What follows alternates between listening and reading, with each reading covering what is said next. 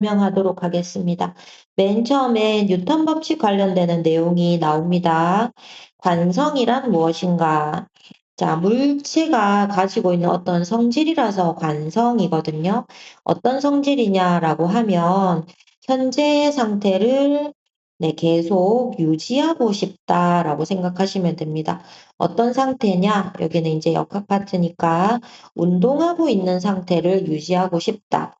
자, 그러면 운동하는 상태를 유지한다는 건 무슨 뜻이냐라고 한다면 정지한 물체는 계속 정지 상태를 유지하고 싶어 하는 거고요. 운동하는 물체는 어떻게 운동하고 싶어 하냐? 속력, 빠르기가 계속 일정하면서 가고 있는 방향이 유지되는 등속 직선 운동을 하고 싶다. 또는 등속 도 운동을 하고 싶다. 이렇게 정리를 해주시면 됩니다. 자, 그러면 관성의 우리 주변의 예시들을 보면 지금 가만히 있고 싶은데 버스가 갑자기 출발을 하니까 사람은 뒤로 넘어지려고 한다. 동전이 계속 가만히 정지해 있고 싶은데 종이를 갑자기 치우면 동전은 아래로 떨어진다. 자, 휴지가 여기 계속 정지해 있고 싶은데 툭 빨리 끊어내면 이렇게 정지해 있고 한 칸만 뜯어진다. 그 다음에 자, 먼지를 털면 먼지가 제자리에 있고 싶기 때문에 이불하고 분리가 되고 분리된 이 먼지들은 이렇게 떨어진다. 라고 생각하시면 됩니다. 좀 반대 경우도 생각해 보겠습니다. 계속 달리고 있었기 때문에 사람은 달리고 싶습니다. 내 차가 갑자기 멈춘다면 사람은 달리던 방향으로 넘어진다. 그리고 페달은 계속 돌아가려고 한다. 그리고 아래로 내려치면 이 계속 내려가고 싶은 관성 때문에 머리가 망치 자료 쪽으로 이렇게 내려오면서 탁 치면 고정이 됩니다. 계속 달리고 싶어서 다른 돌에 걸렸지만은 몸이 앞으로 넘어진다. 이렇게 해서 정지하고 싶은 관성이 있고요. 계속 운동하고 싶은 관성이 있습니다. 이렇게 크게 두 가지로 나누어진다라는 부분 강조드리겠습니다. 그리고 이런 관성은 물체가 가진 성질인데 그렇다면 어떨 때 그 성질이 크게 나타나냐라고 했을 때 질량이 클수록 크다라고 생각하시면 됩니다. 그냥 굉장히 작은 차량, 날씬하고 자, 스포츠카도 되고 오토바이 생각하셔도 됩니다. 아주 큰 차에 짐도 가득 실었다고 생각을 해봅시다. 정차해 있는 모습인데 누가 더 계속 정지해 있으려고 하겠죠? 네. 짐을 가득 실은 트럭은 계속 정지해 있으려고 해서 스타트가 어렵거든요. 실제로 그러면 달리고 있다고 생각해도 누가 계속 달리고 싶냐라고 하면 질량이 큰 트럭이 계속 달리고자 한다. 브레이크 밟아도 멈추기가 어렵다. 그래서 질량이 클수록 당연히 관성이 크다. 관성이 크다는 것은 현재 운동 상태를 변화시키기 어렵다. 정지한 물체를 출발하게 하기도 어렵지만 달리는 물체를 멈추게 하기도 어렵다를 반대로 얘기하면 변한다는 건 가속한다는 거잖아요. 질량이 크면 가속되기가 어렵다. 이렇게 질량이랑 가속도가 반비례한다. 또는 힘을 줘야 가속하니까 힘의 크기에는 비례한다. 이렇게 생각하시면 됩니다.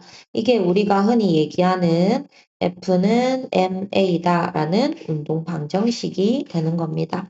자, 관성의 크기는 질량이 클수록 크다. 이거 반드시 기억을 해주시기 바랍니다. 그리고 관성은 그냥 이 물체가 가진 성질이라서 아주 빨리 달리고 있다, 느리게 달리고 있다, 이런 부분은 전혀 관계가 없습니다.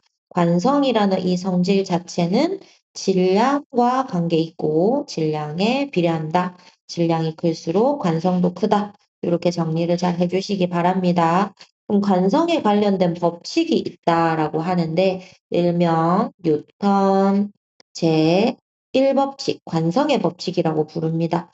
자, 관성에 의해서 일단 힘이 없다면, 알짜 힘을 0으로 준다면, 또는 힘을 주더라도 모두 합쳤을 때, 합력이 결과론적으로 알짜 힘이 0이라면 관성 때문에 운동 상태가 변하지 않는다.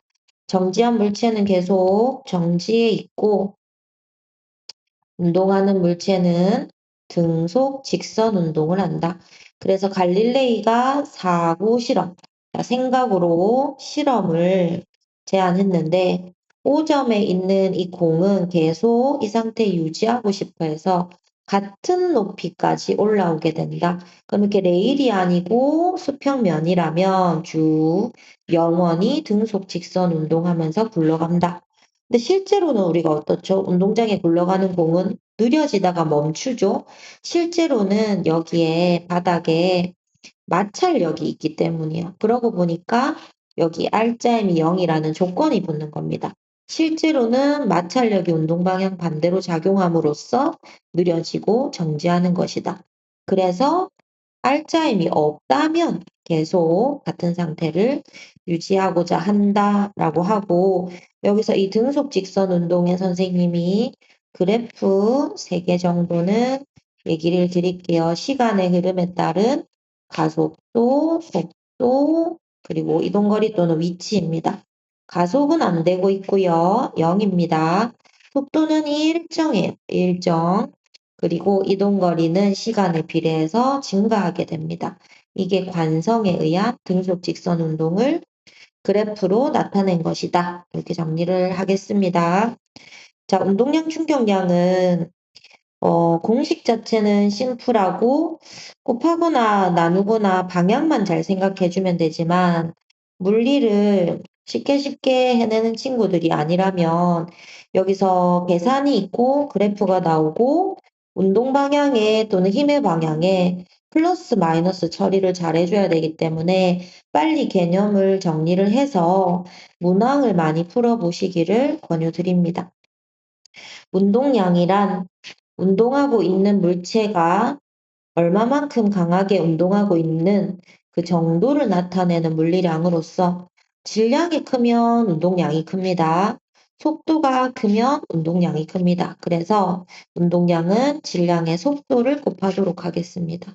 운동량은 질량의 속도를 곱하는데 단위가 g이면 kg으로 바꿔줘야 되고 자 시속이면 네, 미터 퍼 세컨드로 이렇게 바꿔줘야 됩니다. 자, 지금 운동량은 방향이 있는데 속도의 방향과 같다. 그 말은 운동하는 방향과 같습니다. 예를 들어서 오른쪽으로 이렇게 갈 때 그냥 단순히 2kg이고 2m per second였을 때 운동량이 4kg 미터 per second라고 한다면 만약에 반대 방향으로 가면 반드시 여기에 마이너스를 붙여줘야 된다라는 겁니다. 자, 이 마이너스는 그럼 크기가 아니고, 자, 왼쪽을 뜻하겠죠. 또는 이 플러스로 표현한 물체의 운동 방향의 반대 방향이다. 라는 방향을 뜻한다. 라는 거 강조를 드리겠습니다. 크다, 작다가 아닌 운동하고 있는 방향을 뜻한다. 그러면 운동량의 크기를 적으라고 하면 마이너스를 안 적어야 되는 거예요. 이 4가 운동량의 이 물리량의 크기다. 이렇게 생각을 하시도록 합니다. 자, 그럼 질량이 클수록 운동량이 크다. 속도가 클수록 운동량이 크다. 이렇게 하겠습니다. 자, 물체한테 힘을 가해 주도록 하겠습니다. 자, 물체한테 힘을 가하면 그 물체는 힘 때문에 충격을 받습니다. 이때 물체가 받은 충격의 정도를 나타내는 물리량이 말 그대로 충격량이고 힘이 크면 충격량이 크겠죠. 힘을 가해준 시간이 길수록 충격의 총량은 커지는 겁니다. 따라서 충격량은 힘의 크기에 힘을 준 시간, 델타 T를 곱해주고 힘은 뉴턴, 시간은 세컨드를 써주도록 합니다. 자, 그러면 힘도 오른쪽, 왼쪽이 중요하겠죠. 그래서 충격량의 방향은 힘의 방향과 같다. 강조드리겠습니다. 자, 힘이 클수록 충격량이 크고 시간이 길수록 충격량이 크다. 만약에 이렇게 쭉 선생님이 2뉴턴의 힘을 4초 동안 줬다면 당연히 충격량이 8뉴턴 세컨드겠죠. 이 말은 힘시간 그래프의 이런 아래의 넓이를 충격량으로 해석하자라는 해석이 나옵니다. 그래서 힘시간 그래프에서는 이 아랫면의 면적이 충격의 양이다. 이렇게 하시겠습니다. 보통 힘을 주면 일정한 크기로 힘을 준다는 게 어떤 특정 기계가 아니고서는 힘들겠죠. 그래서 보통 어떤 물체를 친다라고 하면 여기 야구방망이랑 야구공을 생각해도 점점점 힘이 세지고 점점점점 힘이 약해진다.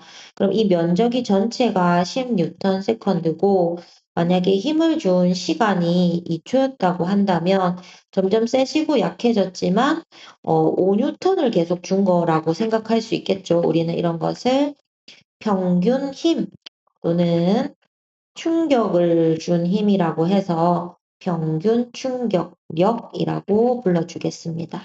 자, 그러면 이 둘이 왜 같은 단원에서 나왔는지 생각해 볼게요. 충격량은 힘 곱하기 시간입니다. 힘 F는 ma로 표현할 수 있습니다.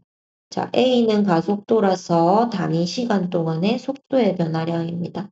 델타 t 그대로 내려볼게요. 그럼 델타 t가 없으면서 질량을 적고 속도 변화니까 나중 속도 빼기 처음 속도가 됩니다. 그럼 나중의 운동량에서 처음의 운동량을 뺀 것과 같고 이것은 운동량의 변화량과 같습니다. 따라서 물체는 자신이 받은 충격의 총량만큼 운동량에 변화가 생긴다입니다. 다시 정리를 해볼게요. F 자리에 MA를 넣은 거예요. 가속도 자리에 가속도씩 시간분의 속도 변화량을 넣은 겁니다. 그리고 델타 T를 소거하고 속도의 변화량 자리에 나중 속도에서 처음 속도를 뺀 겁니다. 그렇게 정리를 잘 해주시고요. 그러면 충격량은 운동량의 변화량과 같다. 그리고 항상 어떤 변화량은 나중값에서 처음값을 빼도록 해줍니다. 자, 그러면 힘을 받으면 운동량이 변하겠죠. 힘을 받으면 운동량이 변하는데 지금 A는 운동 방향 반대로 힘을 받았으니까 운동량이 감소하겠죠. 자, 근데 B는 운동 방향으로 힘을 받았으니까 운동량이 증가하게 됩니다. 자, 근데 이렇게 힘을 서로 주고받을 때 작용, 반작용, 뉴턴 제3법칙에 따라서 무조건 힘이 크기는 같고 A와 B가 왼쪽, 오른쪽으로 방향이 반대가 되거든요. 자, 이때 힘의 크기는 무조건 같고 시간은 당연히 접촉했을 때 시간이 이제 작용되니까 힘이 같고 시간이 같다면 충격량은 같을 수밖에 없다. 그리고 방향은 반대다. 자, 굉장히 큰 차량, 만약에 엄청 큰 차량과 작은 차량이 충돌하더라도 무조건 충돌을 한다고 하면 두 물체가 받은 충격량은 크기가 무조건 같다. 그런데 강조할게요. 방향은 반대가 되어야 됩니다. 자, 그러면 운동량 시간 그래프에서는 뭘 뜻할까? 잘 보세요. 힘 곱하기 시간이 여기 있죠. FT, 충격량입니다. 그것은 운동량의 변화량과 같다. 그래서 시간을 오른쪽으로 넘긴 겁니다. 그러면 시간 분의 운동량의 변화량은 힘이다. 가로축 변화량, 시간 변화량 분의 세로축 변화량, 운동량의 변화량, 기울기죠? 기울기는 힘이 되는 겁니다. 자, 일단은 외우고 문항에서 더 정리를 하도록 하겠습니다. 기울기는 힘이다. 예를 들면 처음에 운동량이 0이었는데 나중 운동량이 10인 거예요. 근데 시간이 2초가 걸렸거든요. 그러면 그냥 얘는 5뉴턴을 받는 겁니다. 실험 요소 하나만 좀 정리를 해보겠습니다. 힘과 충돌, 시간과의 관계라고 되어 있죠. 자, 똑같은 계란이 질량이 그럼 똑같이 있고요. 똑같은 높이에서 낙하를 합니다. 나중 속도가 같습니다. 바닥에 닿아서 정지합니다. 자, 그러면 바닥에 닿기 전에 운동량은 mv니까 A 상태나 B 상태나 동일합니다. 충돌한 후 정지하니까 둘 다 0이거든요. 이 상황을 생각해 보면 A와 B가 바닥에 닿기 전후로 운동량의 변화량의 크기가 같습니다. 그러면 충격량이 운동량의 변화량이니까 바닥으로부터 받은 충격량이 두 계란이 동일합니다. 그런데 실제로 이렇게 단단한 딱딱한 바닥에 떨어진 계란은 깨졌고 푹신한 바닥에 떨어진 계란은 깨지지 않았거든요. 이게 왜 그런지를 살펴보는 자료입니다. 자, 그래서 보시면 단단한 바닥에 떨어진 계란은 이렇게 시간이 TA 짧은 시간 동안 탁 이렇게 힘을 받았고 푹신한 바닥에 떨어진 계란은 푹신 시간을 길게 받은 겁니다. 자, 그래서 충격량이 같기 때문에 그래프 넓이가 충격량이 되기로 했죠. 넓이를 똑같게 그리고 충격량이 같다라고 했을 때 푹신한 방석에 떨어진 비가 시간을 길게 받는다면 최대 힘이든 평균 힘이든 힘이 작아질 수밖에 없습니다. 그래서 전체 총 충격량이 같지만 시간이 길기 때문에 방석에 떨어지면 힘을 여러 시간 동안 나누어 받기 때문에 그래서 깨지지 않았다, 안전하다 이렇게 정리를 하실 수가 있습니다. 자, 그러면 여기 내용들 읽어보고 좀 채워보는 시간을 가져보겠습니다. 선생님이 설명한 대로 채워넣으면 되겠죠? 자, 자유낙하도 조금 들어가 있네요.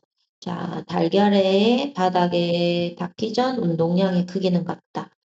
자, 바닥에 닿고 나서는 0이다. 따라서 처음 값, 나중 값이 같으니까 운동량의 변화량이 같다. 운동량의 변화량은 충격량과 같다고 했기 때문에 충격량도 같다.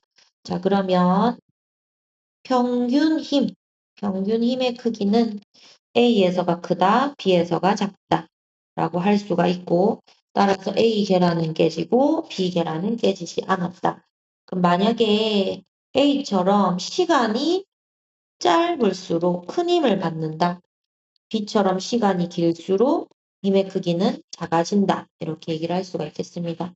자, 방금 학습한 내용을 가지고 좀 안전장치에 활용을 할 수 있지 않을까? 자, 안전장치 중에서 관성과 관련이 있는 게 좀 있습니다. 자, 브레이크 밟으면 몸이 앞으로 쏠리기 때문에 안전벨트, 안전띠를 이용해서 사람이 이렇게 좀 날아가는 것을, 위험한 것을 방지한다라는 거죠. 그 외에 힘을 받는 시간을 길게 하여 힘의 크기를 작아지도록 해서 안전하게 만들어주는 것은 에어백 같은 것이라고 생각할 수 있습니다. 자, 그러면 보호대 안쪽에 스펀지, 글러브, 매트 이런 것들은 전부 충격량이 동일하더라도 운동량의 변화량이 동일한 사건이 벌어지더라도 힘을 받는 시간을 길게 하여 힘, 평균 충격력 또는 평균 힘, 어쨌든 전체적인 힘을 작게 합니다. 그래서 좀 안전하게 만들어주는 장치를 뜻하고요. 여기도 다 그런 것들입니다. 에어백, 범퍼, 난간 모두 동일한 내용들이고 기둥의 스펀지, 에어매트, 뽁뽁이 모두 동일한 내용들입니다. 자, 동일한 내용들이고 다른 거 알려드릴게요. 자, 이렇게 권총이 있다. 이렇게 장총이 있다라고 생각했을 때 만약에 총알을 밀어내는 힘이 똑같습니다. 총알을 밀어내는 힘은 똑같다. 자, 동일한 총알을 밀어내는 힘이 있는데 이 총구를 지나는 동안 힘을 받는다고 생각을 해봅시다. 그럼 장충은 당연히 A, B라고 할게요. 시간을 훨씬 더 많이 받죠. 시간을 훨씬 더 많이 받습니다. 그러면 전체 총알이 받은 충격량도 B가 훨씬 많습니다. 따라서 운동량의 변화량도 B가 훨씬 많습니다. 자, 따라서 이 총알이 M이다. 질량이 M이다라고 했을 때 권총, 소총을 지나는 속도는 스몰 v라고 하면 장총에서 나오는 이 총알의 속도는 굉장히 빠르게 됩니다. 운동량이 크므로. 그래서 더 멀리 날아가게 되는 겁니다. 그래서 이 내용은 조금 다르다.